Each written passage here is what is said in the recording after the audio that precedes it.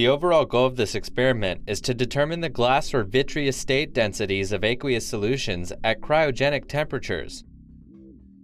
This method can help answer key questions in the fields of cryobiology and cryocrystallography, such as how much do aqueous cryoprotectant mixtures contract or expand when cooled into a vitreous state at cryogenic temperatures. The main advantage of this technique is that both cryogenic temperature sample density and phase can be determined using small samples that can be cooled rapidly. Though this method was developed for cryoprotectant solutions, it can also be used to determine cryogenic temperature densities of tissues, cell aggregates, and other biological samples.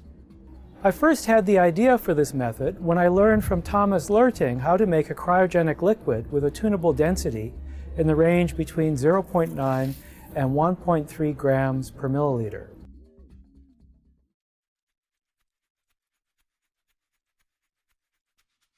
To begin this procedure, place a disc of neoprene rubber on the bottom of a 4.5-liter glass Dewar flask to protect the Dewar flask from damage. Carefully insert a high thermal conductivity copper chamber into the flask until it rests on the rubber disc. Adjust struts projecting outward from the chamber to the Dewar flask walls so that the chamber is centered and has no tendency to rock.